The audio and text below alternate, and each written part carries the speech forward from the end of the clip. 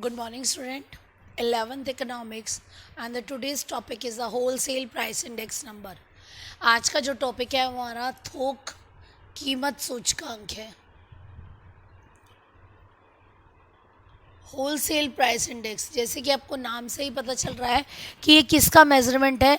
ये wholesale prices का measurement है. यहाँ हम किसका कंपैरिजन करेंगे? थोक कीमतों का, यानी कि होलसेल प्राइस का कंपैरिजन करेंगे with the base year. Right, let's start with the meaning. Wholesale price index number is the number. ये क्या होता है?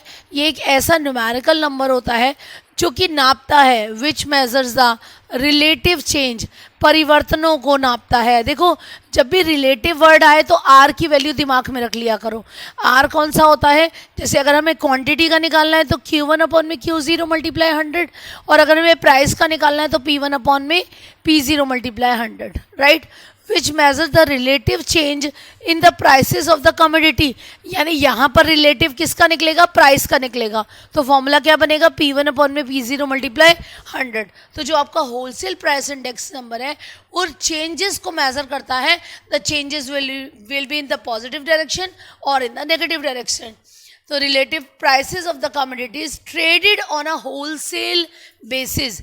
उन्हीं प्रोडक्ट, क्योंकि ये है ही होलसेल प्राइस इंडेक्स नंबर, तो यहाँ पे सबसे खास बात क्या आती है? यहाँ पे बात यही आती है कि जो होलसेल मार्केट में होलसेल प्रोडक्ट, होलसेल प्राइस में जो प्रोडक्ट सोल्ड होते हैं उनका हम चेंज को मेजर करेंगे कि उनके प्राइसेस को में लेके कितना वेरिएशन है. अब ये देखो, ये जो होलसेल प्राइस इंडेक्स नंबर है ये वीकली बेसिस पे भी निकाल सकते हैं और मंथली बेसिस पे निकाल सकते हैं, लेकिन ज़्यादातर कन्वीनियंटली क्या होता है? वीकली बेसिस पे निकालना, यानी हफ्ते के हफ्ते निकाली जाती है और कंपैरिजन किया जाता है, स्टडी की जाती है. Right, wholesale price index number का जो हम यूजेस पढ़ते हैं इससे इनकी इंपॉर्टेंस हमें पता चलती है कि ये क्यों पढ़ा जाता है या ये क्यों डिस्कस किया जाता है. तो देखो, अगर एक प्रोड्यूसर है या कोई सेलर है जो होलसेल सेलर है, वो किस लिए इसको स्टडी करेगा? तो पहला आता है इसका demand and supply, to estimation the demand and supply. Wholesale price index number किसकी स्टडी के लिए किया जाता है? कि मांग और पूर्ति के निर्धारण के लिए. हिंदी में लिखें तो इसको बोलेंगे मांग तथा पूर्ति के निर्धारण के लिए. मांग व पूर्ति के निर्धारण के लिए. ठीक है, अभी कैसे करता है? लेट सपोज आपका WPI जो है, होलसेल प्राइस इंडेक्स नंबर, जो इस हफ्ते का निकला है वो ज़्यादा है आपका. Let's prices is more. मैं WPI की बात कर रही हूँ, I am not talking about the general prices. मैंने WPI निकाला जो इस हफ्ते का WPI है, होलसेल प्राइस इंडेक्स नंबर है, मान लो वो ज़्यादा है. तो वो ज़्यादा बताने का मतलब क्या है? कि WPI बढ़ गया. अब बढ़ा क्यों है पिछले हफ्ते के मुकाबले? क्योंकि आपकी डिमांड बढ़ गई है. हमेशा प्राइसेस तभी इंक्रीज होते हैं जब आपकी जो डिमांड होती है वो ज़्यादा है और सप्लाई उसके कंपैरेटिवली क्या होती है? कम होती है. Is it clear? चीज़ें ज़्यादा मांगी जा रही है बट उसकी सप्लाई नहीं हो पा रही है मार्केट में, उसकी अवेलेबिलिटी नहीं हो पा रही है, so that prices to be risen up. इसलिए प्राइसेस क्या हो जाते हैं? बढ़ जाते हैं. ऐसे ही WPI, अगर ये तो बढ़ा हुआ का केस हो गया. Let's revise again. If WPI is increasing mode, अगर WPI इंक्रीजिंग मोड पे होगा तो इससे क्या पता चलता है हमें? कि मांग बढ़ रही है. किसके कंपैरेटिवली? सप्लाई के कंपैरेटिवली. मांग ज़्यादा है और सप्लाई कम है, तो इसका मतलब इसने एक्सेस ऑफ डिमांड को शोन किया. ठीक, अगर हम इसी में बोले कि WPI डिक्रीज कर रहा है पिछले हफ्ते के कंपैरेटिवली, इस हफ्ते का जो WPI है, थोक कीमत सूचकांक जो है वो क्या है? कम है. अब कम का मतलब क्या हुआ? WPI गिर गया. अब गिरने का मतलब क्या हुआ? डिमांड है कम और सप्लाई है ज़्यादा. When the demand is less, demand कम है और सप्लाई क्या है? ज़्यादा है. यानी कि प्रोडक्ट की अवेलेबिलिटी मार्केट में है ज़्यादा और उसकी मांग हो रही है कम. तो सप्लायर्स क्या हो जाते हैं? थोड़ा सा कॉशियस हो जाते हैं. तो वो क्या करते हैं? अपनी इस सप्लाई को मीटअप करने के लिए, डिमांड को बढ़ाने के लिए क्या कर देते हैं? वो प्राइसेस को कम कर देते हैं. तो अपने आप आ गया ना कि WPI कम क्यों हुआ? क्योंकि मांग कम थी. मांग किसकी कंपैरेटिवली कम थी? सप्लाई की कंपैरेटिवली कम थी.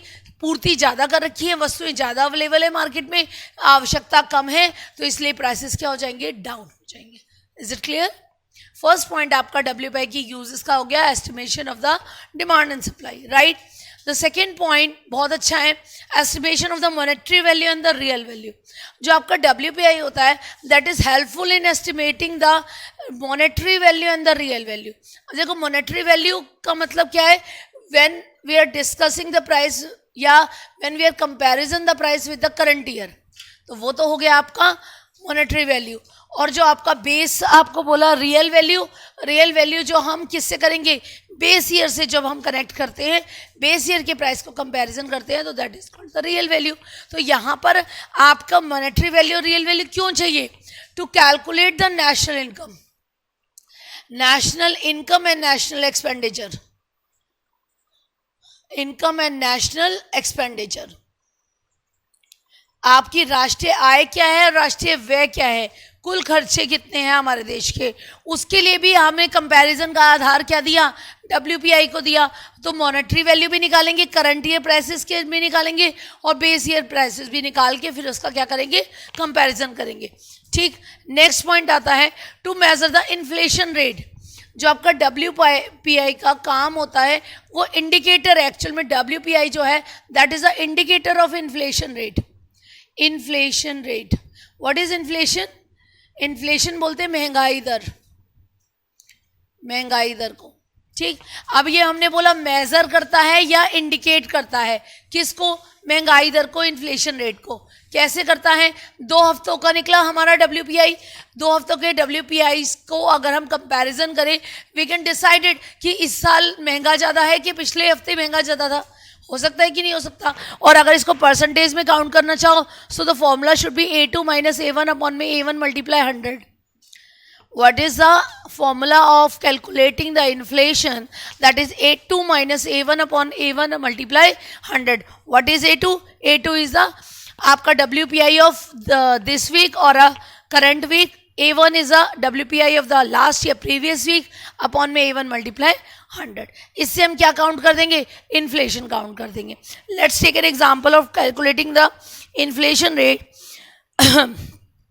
फर्स्ट वीक का WPI दे रखा है आपको, first week WPI is 200, right, and the second week of WPI is, second को बोलो करंट, मतलब इस तरह से WPI is the 250,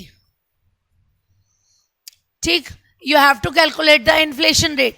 So now use the formula, this information, 250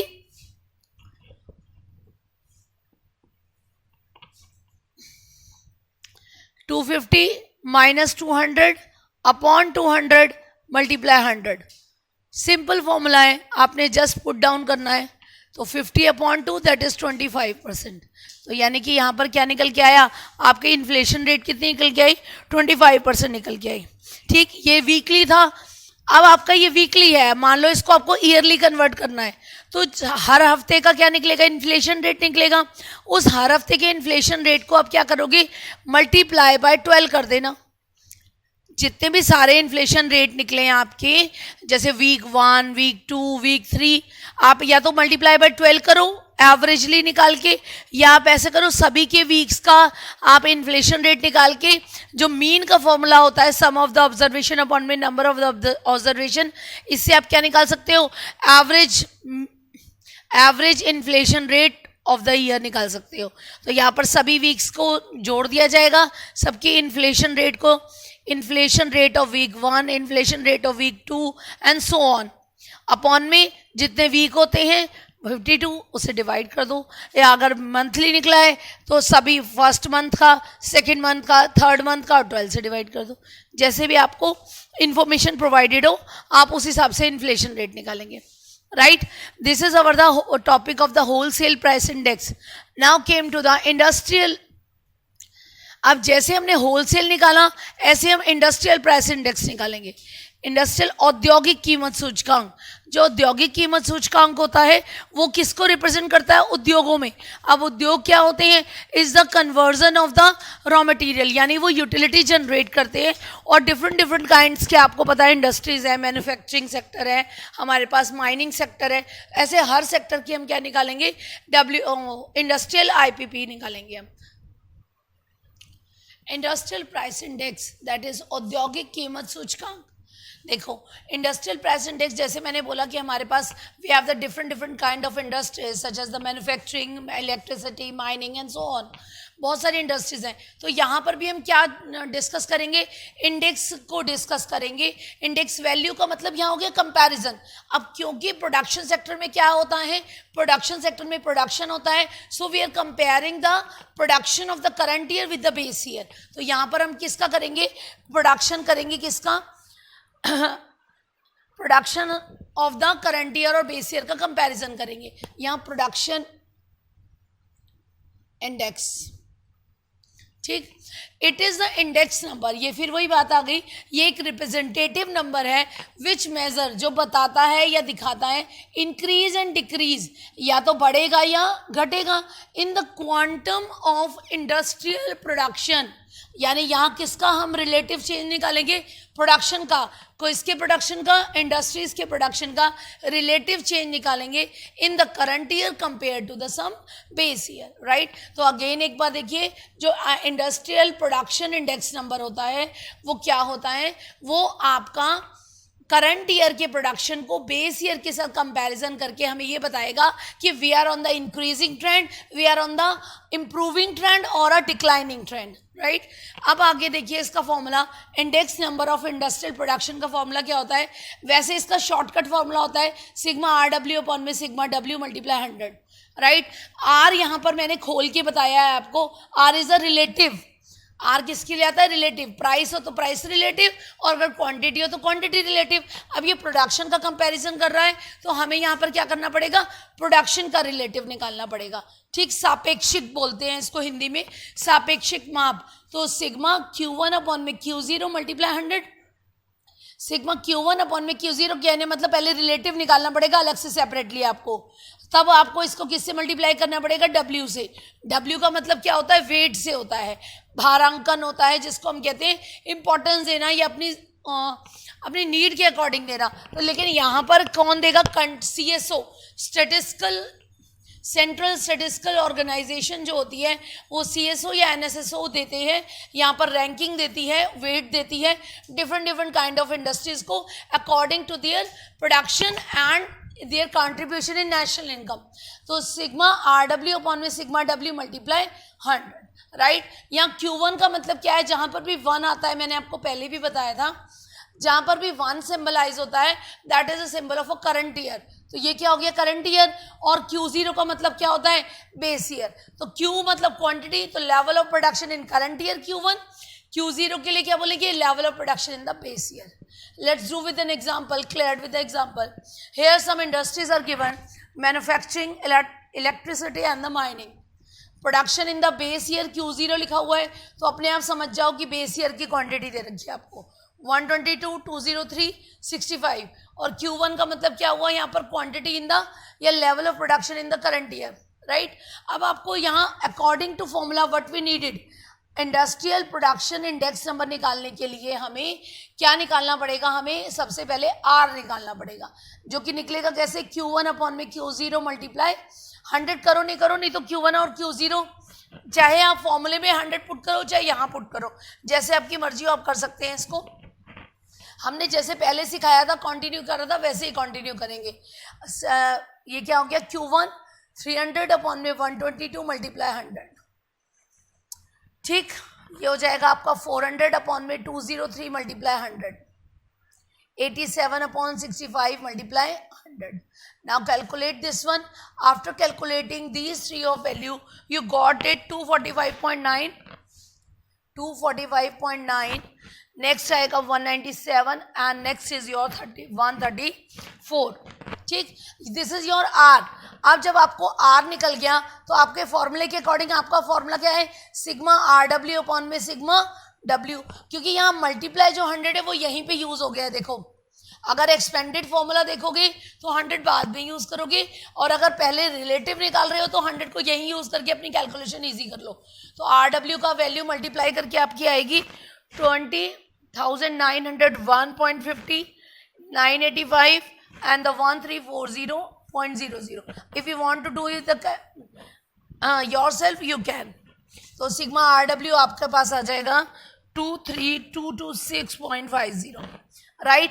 और जो आपका इंडस्ट्रियल प्रोडक्शन इंडेक्स नंबर निकलेगा आपका, वो निकलेगा 23226.50 अपॉन में 100, that is 232.26 industrial index number, right. ये आपका क्या निकला, औद्योगिक उत्पादन सूचकांक, जो कंपैरिजन कर रहा है आपका किसका, करंट ईयर का बेस ईयर के साथ। आंसर कितना निकला 232.26। बहुत सिंपल है, हमने पहले भी एग्रीगेटिव मेथड में यही फॉर्मूला पढ़ा है ना, सिग्मा आर डब्ल्यू अपॉन में सिग्मा डब्ल्यू। तो सेम आपने करना है, पहले आर निकालो, क्वांटिटी प्रोडक्शन है तो क्वांटिटी का आर निकलेगा, डब्ल्यू से मल्टीप्लाई होगा, सिग्मा आर डब्ल्यू अपॉन में सिग्मा डब्ल्यू, डब्ल्यू का मतलब वेटेड का टोटल 100 है जो कि, और आर डब्ल्यू मतलब आर और डब्ल्यू को मल्टीप्लाई करके जो वैल्यूज आई इनको सम अप किया अपॉन 100 किया। Is it clear? आज आपका इंडेक्स नंबर वाला चैप्टर भी कंप्लीट, होप आपको पूरा क्लियर होगा। स्टैटिस्टिक्स ऑलमोस्ट कंप्लीट है, आपकी एक आध चैप्टर थ्योरी का है, वो हम आज कल से स्टार्ट करेंगे। Thank you.